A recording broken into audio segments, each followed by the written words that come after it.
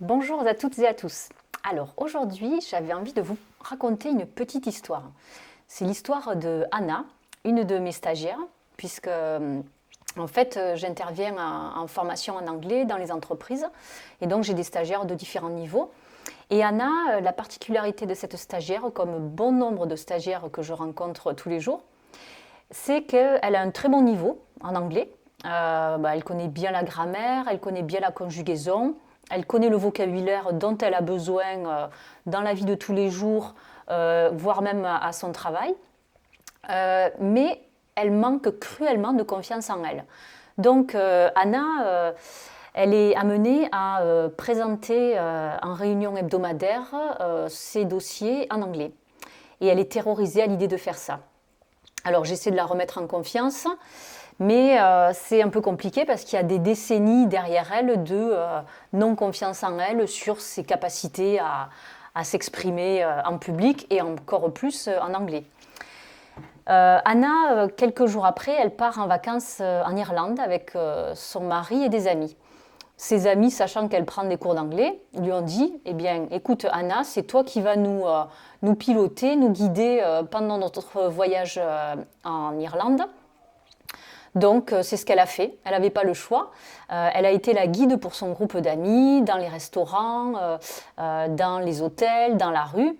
Et donc, bien sûr, elle a fait un peu de l'interprétariat. Très rapidement, ses amis lui ont dit, et son mari aussi lui ont dit « Waouh, tu as un super niveau et grâce à toi, on a passé un très bon séjour en Irlande parce que tu nous as guidés dans tous les endroits sympas. » Donc, qu'est-ce qui s'est passé? Moi, je retrouve Anna quelques jours après ses vacances. Et là, je la vois un petit peu transformée. Elle me dit, en fait, je suis la première étonnée, mais ça s'est super bien passé en Irlande. J'ai pu me débrouiller et guider le groupe pendant tout le séjour et on a passé un super séjour. Bon, ma motivation, elle était personnelle là, et puis j'avais un peu tout le groupe qui dépendait de moi. Donc j'avais un peu la pression, mais ce qui en est ressorti, c'est que ça a été très positif pour tout le monde. Donc je lui dis, moi je ne suis pas surprise parce que je savais que vous aviez un grand potentiel, une bonne connaissance de la langue anglaise, donc il n'y a pas de raison pour que vous ne puissiez pas y arriver. Quelques jours après, elle va en réunion et là elle présente ses dossiers en anglais. Alors bien sûr, elle les a préparés, évidemment. Et là, elle me dit, écoutez, là aussi, ça s'est super bien passé. J'étais assez à l'aise, je maîtrisais mon sujet, on m'a posé quelques questions, puis on est passé à mon collègue. Maintenant, je n'aurai aucune appréhension à intervenir lors de ces réunions hebdomadaires en anglais, et voire même ça, j'y trouve un certain plaisir, parce que je sens que je maîtrise quelque chose. Alors cette histoire d'Anna, c'est l'histoire de bon nombre d'entre nous, d'entre vous, je suppose, et notamment de Français, qui manquent cruellement de confiance en eux dans la prise de parole en public, certes, et aussi encore plus, bien sûr, dans la prise de parole en anglais. Pourquoi? Parce que notre langue française, c'est une langue très compliquée, sur l'aspect conjugaison notamment. Et donc, on a l'impression que pour parler anglais, il faut qu'on maîtrise 100% de notre vocabulaire, 100% de la syntaxe, avant de vraiment se plonger dans la prise de parole de façon spontanée. Alors ça, il faut se libérer de ça parce que en fait, on n'arrivera jamais à maîtriser tout le vocabulaire dont on a besoin. Ça, c'est une évidence. Même dans notre propre langue, on apprend des mots tous les jours. Donc, évidemment qu'en anglais, on ne connaîtra pas tous les mots dont on a besoin dans son cercle professionnel, personnel. Alors là, il faut se désinhiber de cette appréhension et se dire, quand je ne connais pas un mot, je vais juste faire ce que j'appelle une stratégie de contournement, c'est-à-dire je vais chercher une phrase ou un morceau de phrase qui va m'aider à exprimer ce mot-là. Et si tant est que j'arrive à faire ça, en puisant dans ma base de données de vocabulaire, qu'est-ce qui se passe là? Les interlocuteurs anglophones qui sont en face de vous, ils vont vous dire « Ah, c'est ce mot-là que vous cherchiez ». Ils vont vous dire le mot en anglais.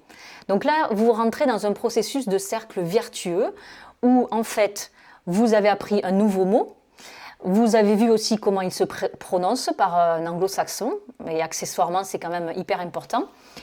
Et vous avez la confiance en vous qui a un bon niveau, hein, puisque là, la conversation continue et vous n'êtes pas dans une situation de blocage que je rencontre souvent, où dans ma phrase en français, j'oublie et je ne connais pas un mot en particulier, donc je ne parle pas. Qu'est-ce qui se passe dans ce cas-là?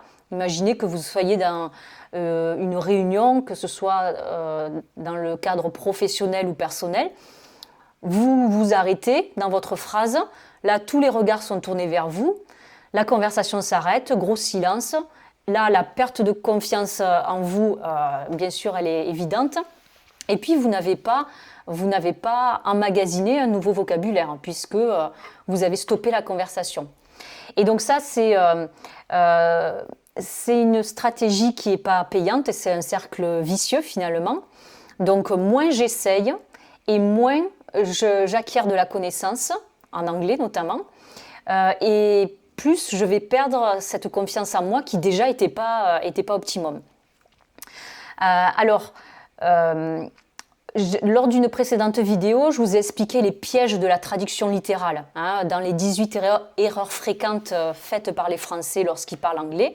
Et bien là, je vous disais que vouloir traduire littéralement du français vers l'anglais, c'est voué à l'échec, comme dans d'autres langues d'ailleurs, puisque ce sont deux langues qui font appel à des philosophies totalement différentes. Et donc la langue anglaise, par exemple, il y a un acronyme, un sigle qui, moi, je trouve est très parlant, c'est le sigle KISS, K-I-2-S, qui veut dire bisou, bise, et c'est l'acronyme pour Keep it short and simple.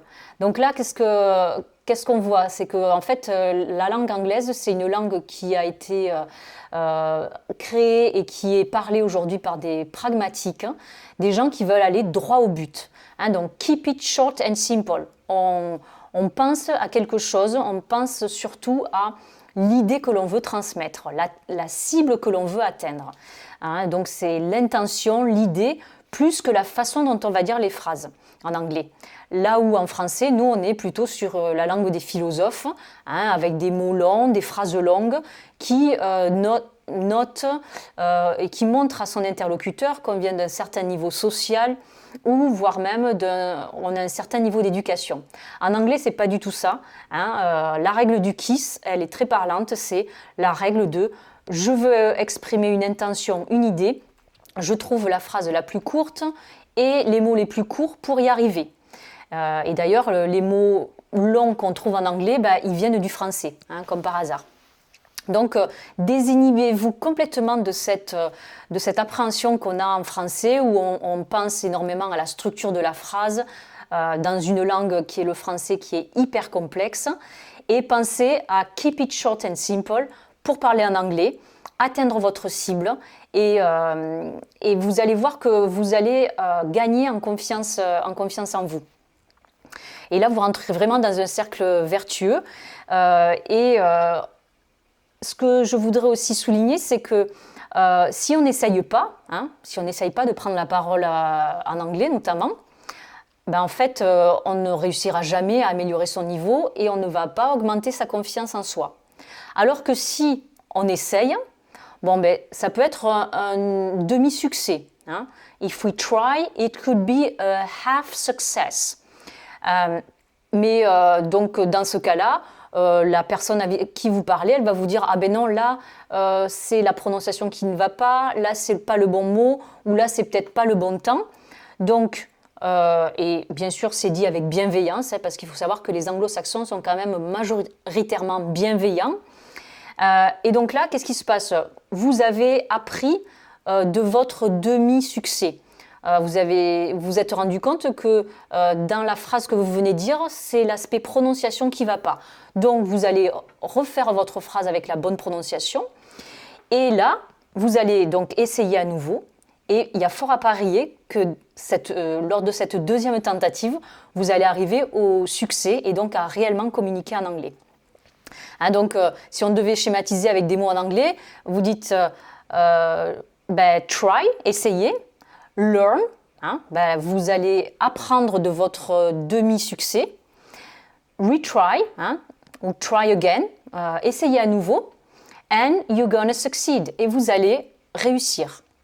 Voilà, donc je vous souhaite et je vous encourage vraiment à sortir un petit peu de votre zone de confort. La zone de confort, c'est quoi? C'est rester collé au français, avec des risques mesurés, bien sûr. Et vous allez voir que vous allez ouvrir ce cercle vertueux. Et forcément, un jour, vous allez arriver au succès et au plaisir de parler anglais, de vous faire comprendre. Et donc, au fait que votre confiance en vous, elle va augmenter, the self-confidence, et surtout que vous allez apprendre des mots nouveaux, des nouvelles façons de prononcer les mots, voire même des nouvelles façons d'utiliser les temps en anglais. Alors, ça c'était une première vidéo concernant la confiance en soi dans la prise de parole en anglais. J'en ferai prochainement une deuxième pour la suite de cette série sur le plaisir de parler anglais, la confiance en soi, self-confidence, et surtout la vertu de laisser. Hein. Je vous dis à très bientôt pour une nouvelle aventure en anglais. See you pretty soon for your new adventure in English. Bye bye!